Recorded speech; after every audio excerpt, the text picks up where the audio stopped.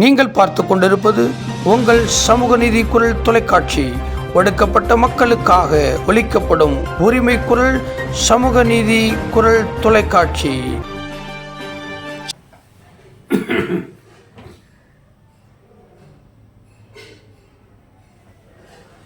ஆண்டவராகிய இயேசு கிறிஸ்துவின் நாமத்தினால் உன்னதமான கர்த்தருடைய ஊழியக்காரரும் சமூக நீதி பேரவையின் தலைவருமாகிய உங்களுடைய அன்பு சகோதரர் முனைவர் போதகர் பரலோக தொழிலாளி VPGR என்று எல்லாராலும் சிநேகிதத்தோடு அழைக்கப்படுகிற அடியான் உங்களுக்கு இந்த டிசம்பர் 18ஆம் தேதி இந்த காணொளி மூலமாய் என்னுடைய அன்பின் வாழ்த்துக்களை நான் தெரிவித்துக் கொள்கிறேன். இன்றைக்கு டிசம்பர் 18. இன்றைக்கு என்ன நாள் உங்களில் அநேகருக்கு தெரிந்திருக்கலாம், ஒருவேளை தெரிந்து நினைவில்லாமல் இருக்கலாம், ஏன் சிலருக்கு தெரியாமல் கூட இருக்கலாம். அதாவது கிறிஸ்தவர்கள், இஸ்லாமியர்கள், பார்சீகர்கள் என்று சொல்லப்படுகிற ஒரு குறிப்பிட்ட இன மக்களை சிறுபான்மை இன மக்கள் என்று அழைப்பார்கள். ஆங்கிலத்தில் மைனாரிட்டி பீப்புள்ஸ், சிறுபான்மை இன மக்கள் என்று அழைப்பார்கள்.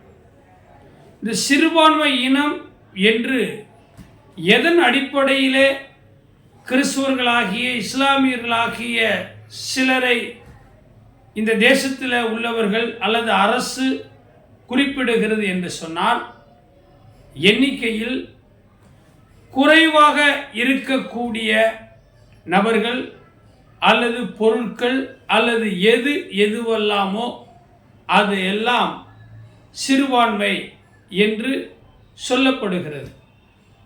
குறிப்பாக இந்திய தேசத்தில் கிறிஸ்தவர்கள், இஸ்லாமியர்கள் சிறுபான்மையின மக்களாக எண்ணிக்கையில் குறைவுள்ளவர்களாக இருக்கிறோம்.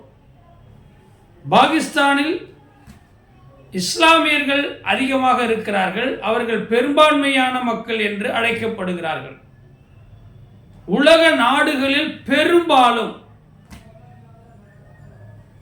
எருசலேம், இஸ்ரேல், அமெரிக்கா போன்ற மேலை நாடுகளில் கிறிஸ்தவர்கள் அவர்கள் பெரும்பான்மையானவர்கள். ரோம் போன்ற மாநகரங்களில் கிறிஸ்தவர்கள் பெரும்பான்மையாக இருக்கிறார்கள். ஆனால் இந்திய தேசத்தில் கிறிஸ்தவர்கள், இஸ்லாமியர்கள் போன்றவர்கள் மைனாரிட்டி பீப்புள் என்று அழைக்கப்படுகிறார்கள். அதன் அடிப்படையில் தான் கிறிஸ்தவர்களுக்கு, முஸ்லிம்களுக்கு சிறுபான்மையின மக்கள் என்று அழைக்கப்படுகிறார்களே ஒழிய மற்ற எந்த விதத்திலையும் கிறிஸ்தவர்கள், இஸ்லாமியர்கள் குறைந்தவர்கள் அல்ல. எல்லோரையும் போல சமமானவர்கள், சமத்துவமானவர்கள், சமநீதி, சம உரிமை, சமூக நீதிக்கு அவர்கள் பொருத்தமானவர்கள். ஆகவே இந்த டிசம்பர் மாதம் 18ஆம் தேதி உலகமெங்கிலும் மைனாரிட்டிஸ் ரைட்ஸ் டே, அதாவது சிறுபான்மையின மக்களின் உரிமை நாளாக அரசு அறிவித்திருக்கிறது. இதை வெகு விமர்சையாக இந்த டிசம்பர் மாதம் 18ஆம் தேதி கொண்டாடப்படுகிறது. ஆண்டவராகிய இயேசு கிறிஸ்துவனுடைய வாழ்நாளிலும் சரி, யெகோவா தேவனாகிய கர்த்தருடைய நாட்களிலும் சரி, எழுதப்பட்டிருக்கிற அந்த புனித பைபிள், ஹோலி பைபிள், பரிசுத்த வேதாகமத்தில் நீங்கள் பார்ப்பீர்களானால் சிறுபான்மையை குறித்து பல இடங்களில் வாக்குத்தத்தமாகவும் செய்தியாகவும் கொடுக்கப்பட்டிருக்கிறது. குறிப்பாய் ஒரு வசனம் சங்கீதம் 41:1 சிறுமைப்பட்டவன் மேல் சிந்தை உள்ளவன் பாக்கியவான் என்று சொல்லப்பட்டிருக்கிறது.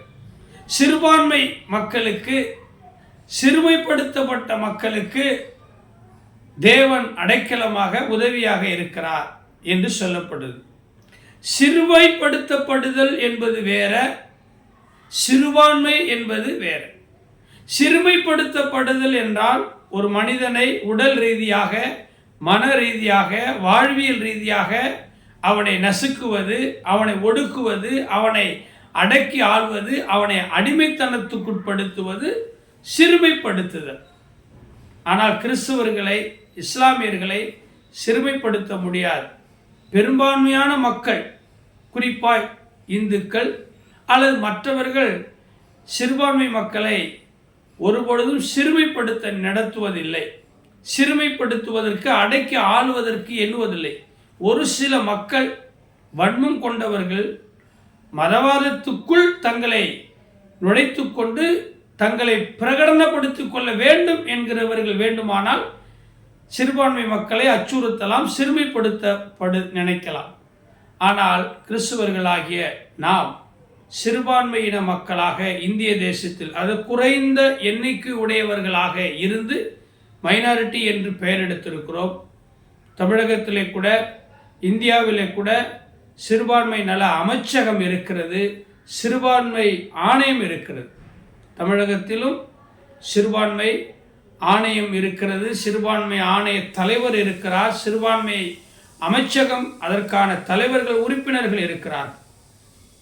இன்றைக்கு அநேகர் இந்த சிறுபான்மை இன உரிமை நாளில் மகிழ்ச்சியாக இருக்க வேண்டும் என்று இந்த நேரத்தில் உன்னதமான கர்த்தருடைய ஊழியக்காரனாகவும் எங்களுடைய சமூக நீதி பேரவை 14 விதமான உட்பிரிவுகளை கொண்டு தமிழகம் முழுவதும் செயல்பட்டு கொண்டு வருகிறது.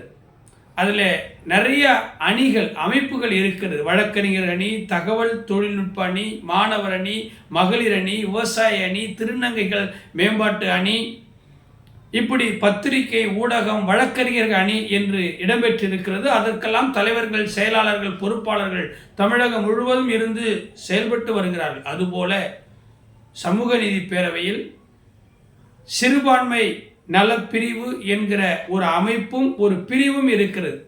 அதற்கு பொள்ளாச்சியில் உள்ள மனித நேய செம்மல் விருது பெற்ற மதிப்புக்கும் மரியாதைக்குரிய பேராயர் டாக்டர் இஸ்ரேல் கோபி அவர்கள் சமூக நீதி பேரவையின் சிறுபான்மை நலப்பிரிவு மாநில தலைவராகவும் இருந்து செயல்பட்டு வருகிறார். ஆகவே உலக நாடுகள் முழுவதும், இந்தியா முழுவதும், தமிழகம் எங்கும், சென்னை பட்டணத்திலும் வாழ்ந்து கொண்டிருக்கிற எனது உடன்பிறப்பாகிய எங்களுடைய இயேசு கிறிஸ்துவனுடைய இரத்தத்தின் இரத்தமாக, சதைக்கு சதையாக, எலும்புக்கு எலும்பாக இருக்கிற சிறுபான்மை இன மக்களுக்கு இந்த நாளிலே என்னுடைய அன்பின் வாழ்த்துக்களை தெரிவித்துக் கொள்கிறேன். ஒவ்வொரு ஆண்டும் டிசம்பர் மாதம் 18ஆம் தேதி சிறுபான்மை இன மக்களின் உரிமை நாளாக இந்த உலகம் அதை கொண்டாடுகிறது, அறிவிக்கிறது. ஆனால் நாம் வணங்குகிற, துதிக்கிற, ஸ்தோத்தரிக்கிற, ஆராதிக்கிற, புகழ்கிற, போற்றுகிற, மகிமைப்படுத்துகிற நம்முடைய ஆண்டவராக இயேசு கிறிஸ்து சிறுபான்மை இன மக்களாக இருக்கிற நம் அனைவரையும் இந்த உலக மக்கள் ஆசீர்வதிக்கப்பட, ரட்சிக்கப்பட, மனம் திரும்பப்பட, நல்ல சுகவாழ்வு வாழ பிரார்த்தனை செய்கிறோம். இந்த காணொளியை பார்த்து கொண்டிருக்கிற சிறுபான்மையின மக்களுக்கும் பெரும்பான்மையின மக்களுக்கும் எங்கள் சமூக நீதி பேரவையின் சார்பாக பிறப்புக்கும் என்கிற ஒரு வள்ளுவனுடைய வார்த்தை, சிறப்பொவ்வா செய்தொழில் வேற்றுமையான் என்ற அடிப்படையில் உங்கள் எல்லாரும் உரிமைகளையும், சமூக நீதியையும், சமத்துவத்தையும், சம உரிமையும் இறைவன் எம்பெருமானாகிய இயேசு கிறிஸ்து இந்த ஆண்டும் இந்த நாளில் நிறைவேற்றுவார்கள் என்று சொல்லி அனைத்து சிறுபான்மையின மக்களுக்கும் சகல உரிமையும் கிடைக்க வாழ்த்துகிறோம். ஆண்டவர் இயேசு உங்களை ஆசீர்வதிப்பாராக. ஒற்றுமை ஓங்கட்டும். சமூக நீதி. வணக்கம். God bless you.